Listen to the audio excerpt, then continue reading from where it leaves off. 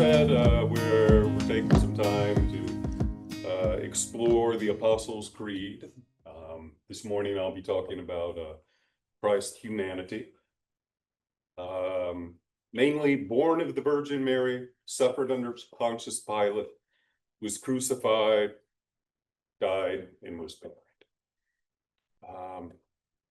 So I found it fairly easy to prepare this topic, this talk, and it goes back to about 25 years ago when I was at Fort Huachuca. Fort Huachuca is where the Army conducts all of its intelligence training, and I was assigned to be the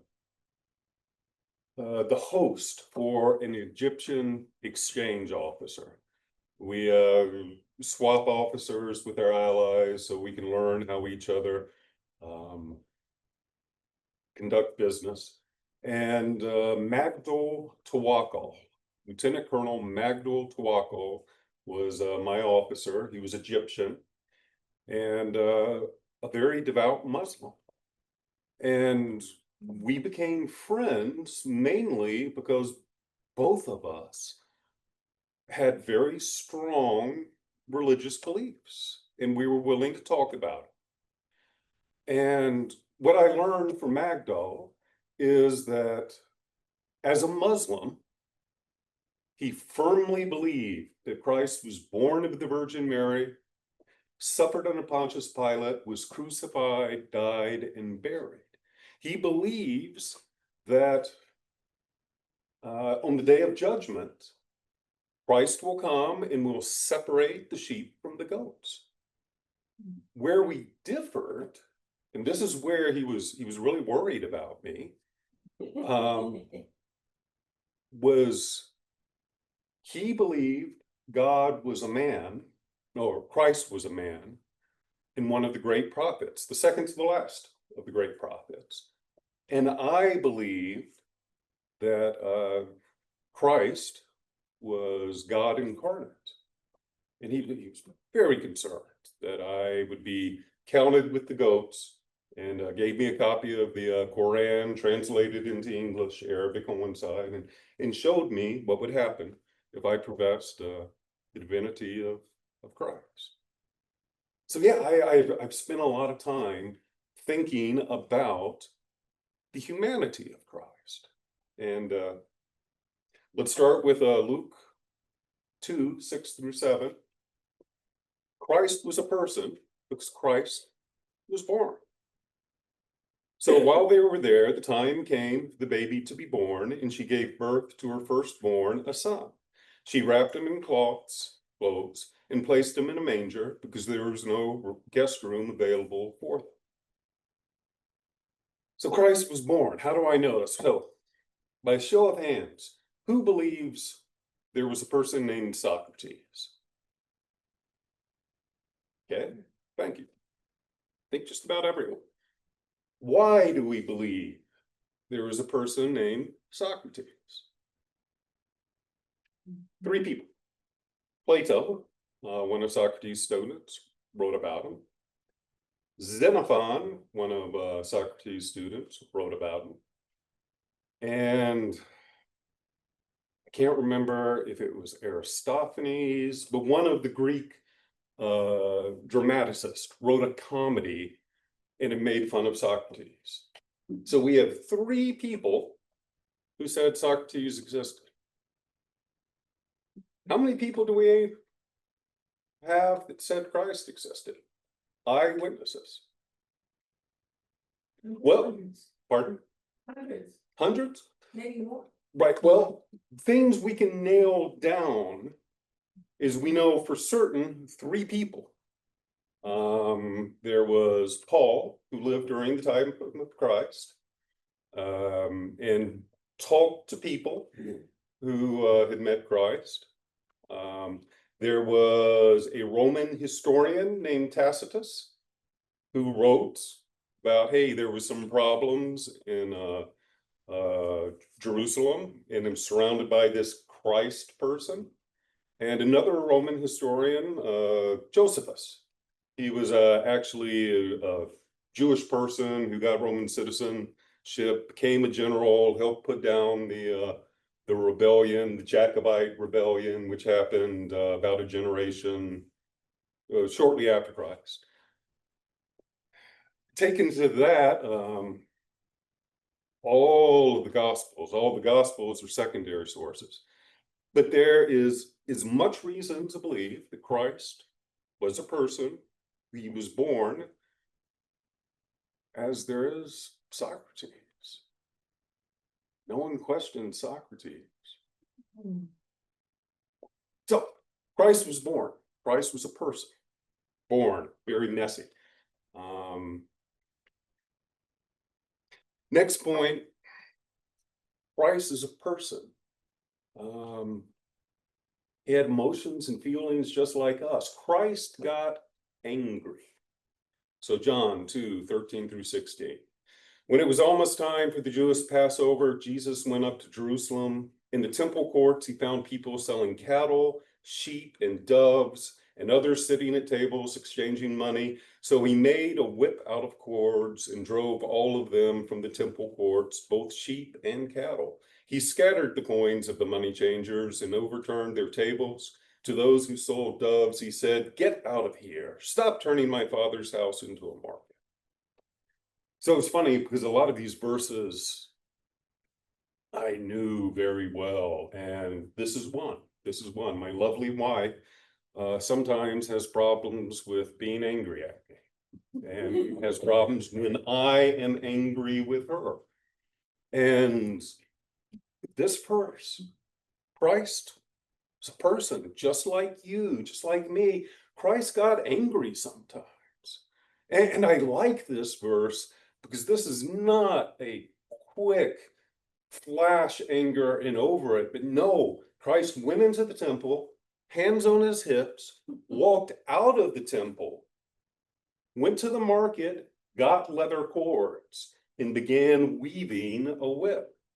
Now, I have the leatherworking merit badge from the Boy Scouts, and I never learned how to weave a whip, but I can imagine Christ is sitting going there, "I'll teach them to take my Father's temple and turn it into a place of business," then went in and showed his righteous indignation. Just like you and me. Christ got angry when he saw things that were unjust and that were wrong. Christ was a person. Christ was a person because he got sad. I said I identified to all these verses. This next verse, when Paul and I were at the Conservative Baptist University, and people wanted to know if I had memorized enough Bible verses, I would quote, "Jesus wept." Shortest verse in the Bible. So John 11:32-37. This is the story of Lazarus. So when Mary reached the place where Jesus was and saw him, she fell at his feet and said, "Lord, if you had been here, my brother would not have died." When Jesus saw her weeping and the Jews who had come along with her also weeping, he was deeply moved in spirit and troubled. "Where have you laid him?" he asked. "Come and see, Lord," they replied. Jesus wept. Then the Jews said, "See how he loved him." But some of them said, "Could not he who opened the eyes of the blind man have kept this man from dying?" So this is interesting because Jesus knew he was going to raise Lazarus. He knew that Lazarus was not dead, but he was surrounded by people who were mourning, who were sad and crying, and he could just take on that energy. So much so that he himself burst into tears with those who were mourning Lazarus. And I don't know if you have experienced it. You probably have had. When you can feel someone's anger radiating off them and you get anger. When you're in a big crowd and people get happy and excited and it brings you up to being happy and excited. or when you're at a funeral, or it's not even someone that you know very well, but you just absorb that sadness. I've mentioned this before. I had to do notification duty in the Army, which is when you knock on the door and you have to tell someone that their child is dead. And sitting there with the parents, just absorbing their sadness, and I would cry with them. Not my child, but I could feel their sadness, and it became mine. And Christ could feel Mary and Martha in the crowd sadness. And even though he knew he was going to fix it, Jesus wept. Jesus is a person like you and me. Jesus got sad. Christ was a person. Christ knew fear. Just like you and I have been afraid, Christ was afraid. So Luke 22:39-44. Jesus went out as usual to the Mount of Olives, and his disciples followed him. On reaching the place, he said to them, "Pray that you will not fall into temptation." He withdrew about a stone's throw beyond them, knelt down and prayed, "Father, if you are willing, take this cup from me. Yet not my will, but yours be done." An angel from heaven appeared to him and strengthened him. And being in anguish, he prayed more earnestly, and his sweat was like drops of blood falling to the ground.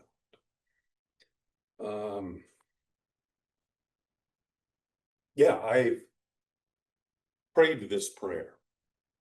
This is why this verse was easy for me. There have been so many times, and I suspect many of us have known that tomorrow is going to be a terrible day. And Father, if you're willing, take this cup away from me. And Christ here knew what was coming and was afraid and prayed, "Let this pass. Don't let this make this happen to me, please, unless it really is your will." It's been a while since I've had one of those days, but it's very comforting to know that we have a Messiah who has felt the same fear that we felt. Christ was a person. He felt pain, he felt suffering, just like we have felt pain and suffering.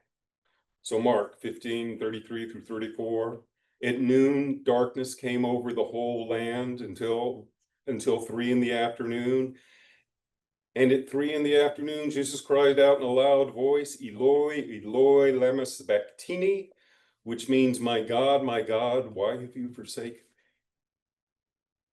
This is not the triumphant victory cry of a God who has redeemed the whole world. These are the last words of a man dying in pain. So, previous verse, Christ knew what was happening. He knew what was coming. Yet his final words are, "God, why have you abandoned me?" He knew that he wasn't being abandoned. And yet, in that moment, as he was dying, all he could think of is, "I'm alone. I'm in pain. I'm by myself." And I think we've all felt that sometimes. Christ was a person.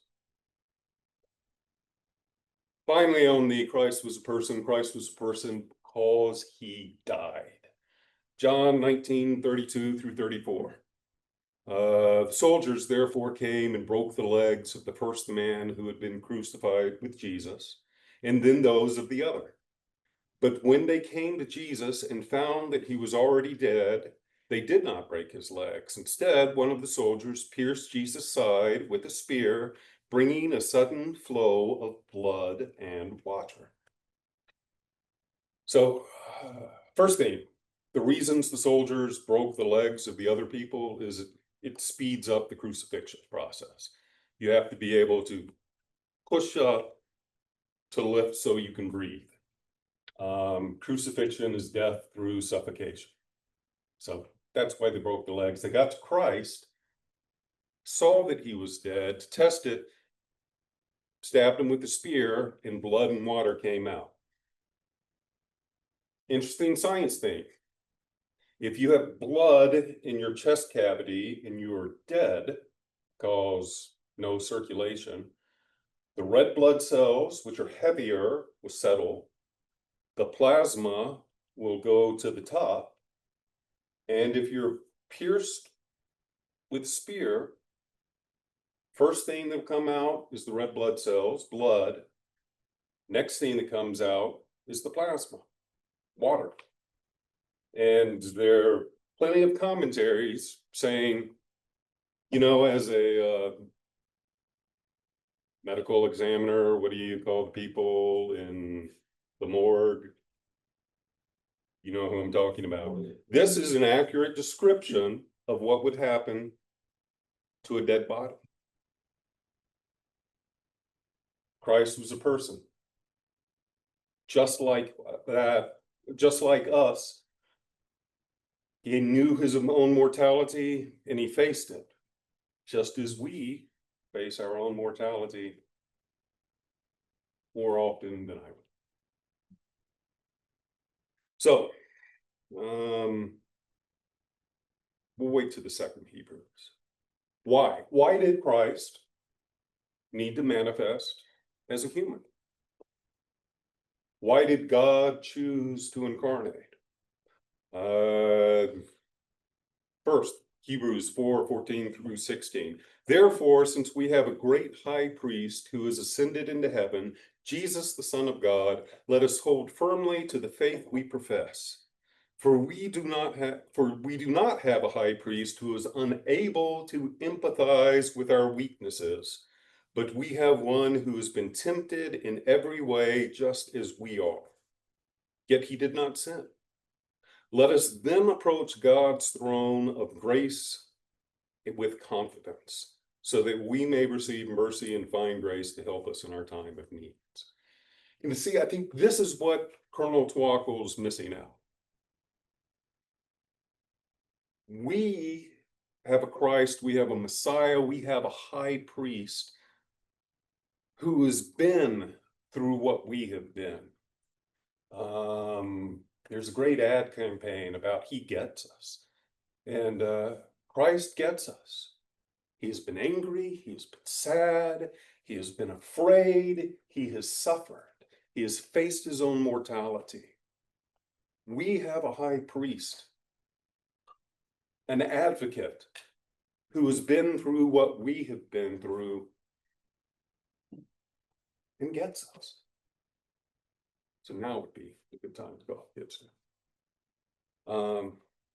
But that's not all. There's another reason why Christ needed to become human, become a person just like that. Hebrews 7:23-27. Now, there have been many of those priests since death prevented them from continuing in office, but because Jesus lives forever, he has a permanent priesthood. Therefore, he is able to save completely those who come to God through him, because he always lives to intercede for them. Such a high priest truly meets our need, one who is holiness, blameless, pure, set apart from sinners, exalted from above the heavens. Unlike the other high priest, he does not need to offer sacrifice day after day, first for his own sins and then for the sins of his people. He sacrificed for their sins once for all when he offered himself. So by Christ becoming a person, by Christ sacrificing himself, he has removed the need for sacrifice in the Old Testament. No more doves, burnt offerings, sheep, calves. Christ has become the sacrifice for us because he was a person, because he could die, he could be sacrificed. And in doing so, Hebrews 9:15, for this reason, Christ is the mediator of a new covenant, that those who are called may receive the promised eternal inheritance, now that he has died as a ransom to set them free from the sins committed under the first covenant. Christ became a person because he had to be sacrificed to fulfill the original covenant that God made with Abraham. If God had not fulfilled that covenant through Christ, through a human Christ, we would still be beholding to the law.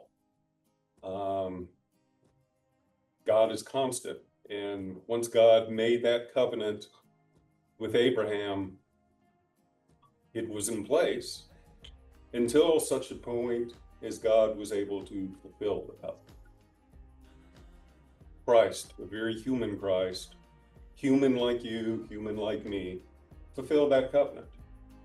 And now we're under a new, easier covenant of loving God and loving our neighbor. So, if you'll bow your heads and pray. Pray. God, thank you for coming and living among us, for walking among us, for suffering our suffers, for knowing our pain, so that we can approach you with confidence and joy. In your name and in your Father's name we pray. Amen.